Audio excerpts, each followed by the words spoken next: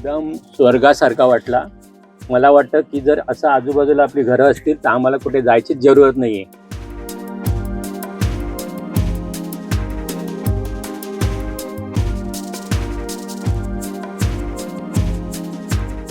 तुमका कोकम सरबत पिऊचा हैसर मिळत काय?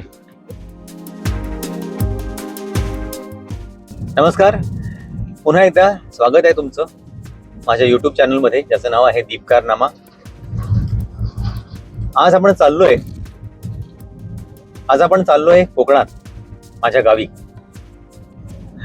हा संपूर्ण प्रवास, नंतर गावचं घर, इथल्या सगळ्या गोष्टी मी या व्हिडिओतून तुम्हाला दाखवण्याचा प्रयत्न करणार आहे. आय होप की तुम्हाला त्या आवडतील. आता पनवेलला दत्ता स्नॅक्सचा वडा खाऊन आमच्या पुढच्या प्रवासाची सुरुवात झाली आहे. पनवेलपर्यंत व्हिडिओ काही दाखवण्याचा अर्थ नव्हता, कारण का सगळं ट्रॅफिक मिळतं आपल्याला आणि तो आपल्या रोजच्या आयुष्यातला भाग आहे. त्यामुळे इथला पुढचा प्रवास जास्तीत जास्त मी तुम्हाला दाखवण्याचा प्रयत्न करेन. चला कोकणात जाऊ.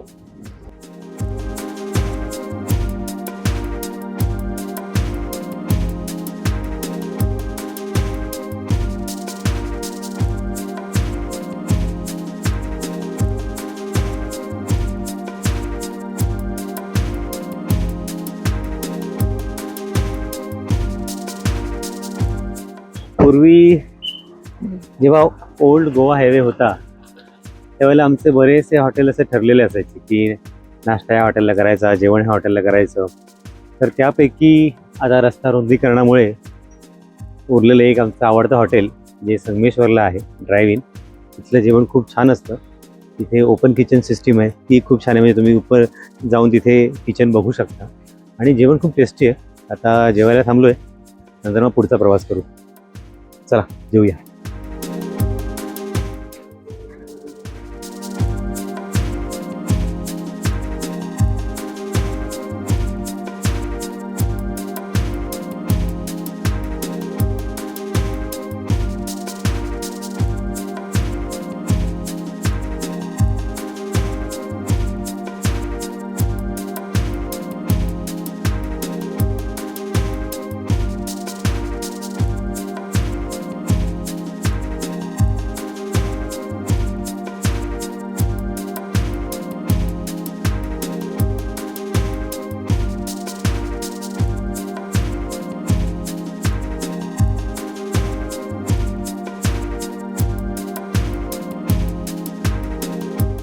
कोकणातली रम्य पहाट.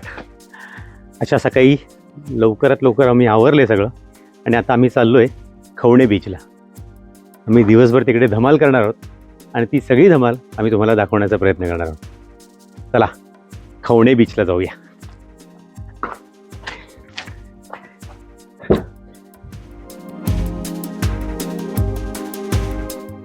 आता आपण आलो आहे मामा चौक गाव नावाचं एक ठिकाण आहे आपल्या कुडाळच्या रस्त्यावर. खूप मस्त जागा ही, तुम्हाला दाखवतो. स्विमिंग पूल आहे, यांचं रेस्टॉरंट आहे. इथे आधी ऑर्डर द्यावी लागते आणि त्यानंतर मग ते आपल्या ऑर्डरप्रमाणे आपल्याला जेवण बनवून देतात. आता आम्ही घावणे आणि चटणीची ऑर्डर दिली आणि दुपारच्या जेवणासाठी चिकन सांगितलं आहे. हे सगळं रम्य ठिकाण आहे.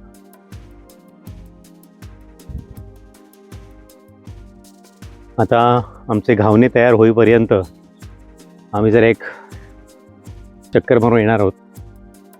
आणखी काय काय इथे बघायला आहे ते सगळं ट्राय करणार आहोत.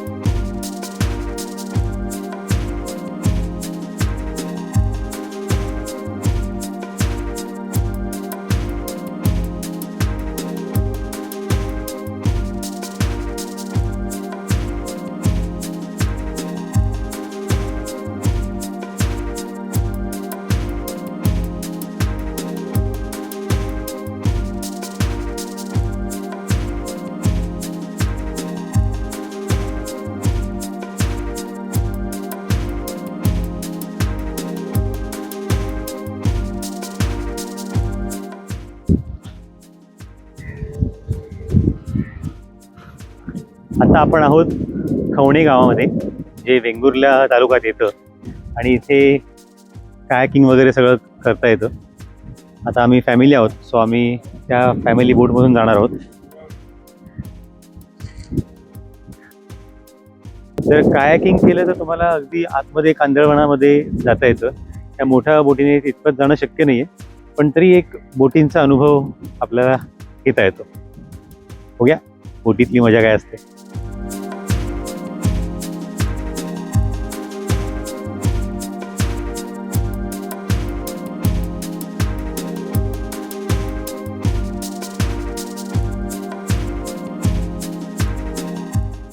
कसं वाटतंय? एकदम भारी अनुभव आहे हा बोटीच्या सफरीचा. तुम्ही एक तर कायाकिंग करू शकता, अदरवाईज अशा बोटीतून छान फिरण्याची मजा घेऊ शकता.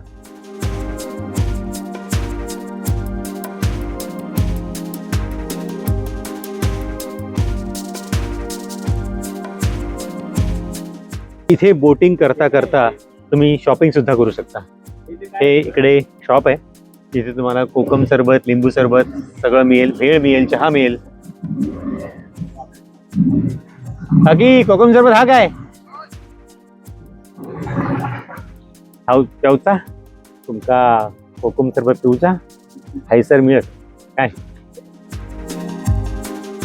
दिवाळीपासून जून महिन्यापर्यंत हा व्यवसाय यांचा सुरू असतो. त्यानंतर मग मधल्या कालावधीमध्ये बंद असतो. पण हे अद्भुत आहे सगळं.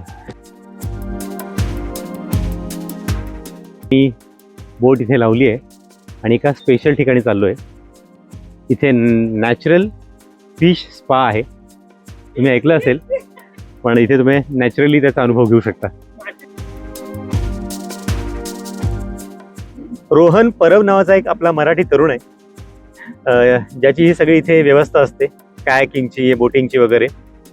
तुम्ही इथे खवणेला कधी आलात तर रोहनचा नंबर मी खाली देणार आहे. तुम्ही त्याला कॉन्टॅक्ट करून या बोटिंगचा आणि या सगळ्या गोष्टींचा अनुभव घेऊ शकता.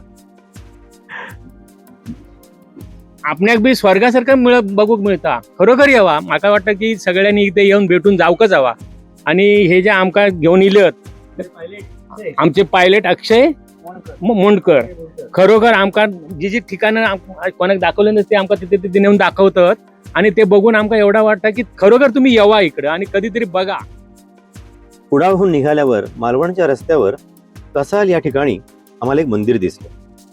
ते मंदिर होतं स्फटिक शिवलिंगाचं. याला निर्वाण शिवलिंग असं म्हणतात. हे 110 किलो वजनाचं असून 4 फूट उंचीचं आहे. हे भारतातील सर्वात मोठं वायव्य स्फटिक शिवलिंग आहे.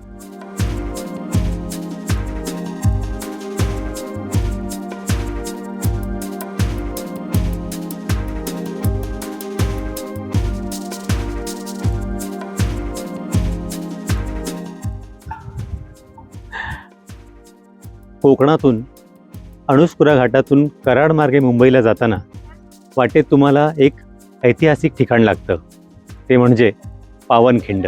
बाजीप्रभू देशपांडेंच्या पराक्रमाने पावन झालेली ही घोडखिंड पुढे पावनखिंड म्हणूनच प्रसिद्ध झाली. आपण आज ही पावनखिंड बघणार आहोत.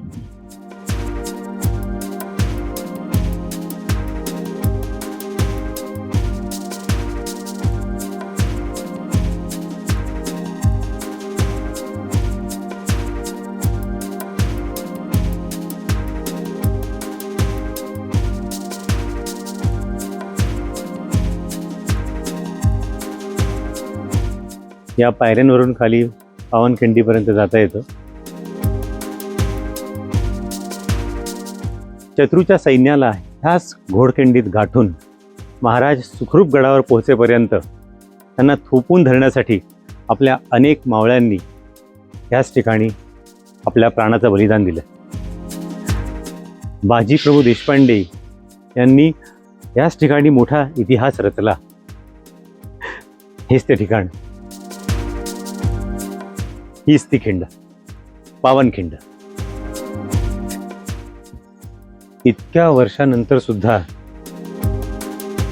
त्या ठिकाणी तो भास होतो आपल्याला. तो पराक्रम आठवतो आपल्याला. हे खूप छान ठिकाण आहे. तुम्ही सर्वांनी एकदा इथे या. म्हणजे कोणत्या परिस्थितीत आपल्या महाराजांनी, आपल्या मावळ्यांनी इतिहास रचून आपलं स्वराज्याचं रक्षण केलं याची जाणीव तुम्हाला सर्वांना होईल.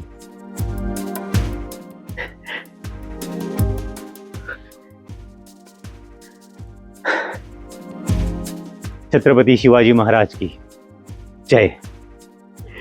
या ठिकाणी शंकराची पिंड आहे.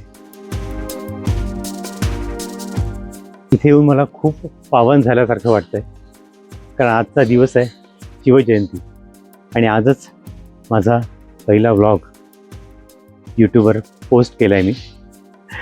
आजपासून शिवछत्रपती महाराजांच्या मंदिराचा व्लॉग मी पोस्ट केला आणि तिथूनच माझ्या यूट्यूब चॅनलची मी सुरुवात करतो आहे.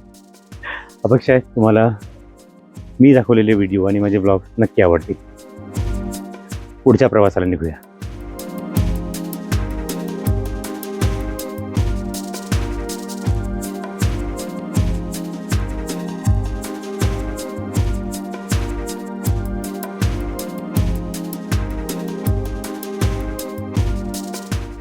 कोल्हापूर कराड हायवेवर राऊवाडा नावाचं एक सुंदर हॉटेल. इथे मराठमोळ्या पद्धतीचं व्हेजिटेरियन जेवण अप्रतिम मिळतं. इथली पुरणपोळी, मोदक, इथली बासुंदी, या सगळ्या गोष्टी इतक्या चविष्ट आहेत की तुम्ही वेडे व्हाल. तुम्ही जर कराड कोल्हापूर साईडला येणार असाल तर ह्या हॉटेलला आवर्जून भेट. तिथे ॲम्बियन्स पण अगदी त्यांनी मराठमोळ्या पद्धतीने बनवलेलं आहे. तुम्हाला आवडेल.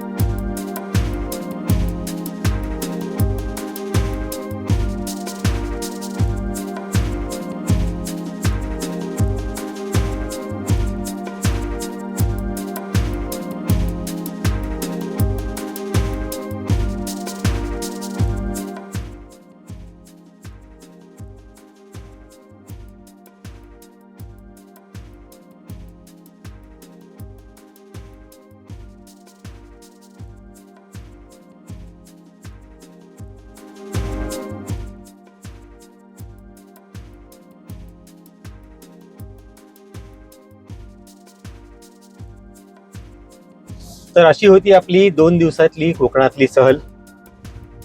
या 2 दिवसामध्ये मी जास्तीत जास्त ठिकाणं फिरण्याचा प्रयत्न केला, तुम्हाला घेऊन जाण्याचा प्रयत्न केला. आय होप की तुम्हाला हा व्हिडिओ आवडला असेल तर नक्की कमेंट करा, लाईक करा आणि सबस्क्राईब करायला विसरू नका.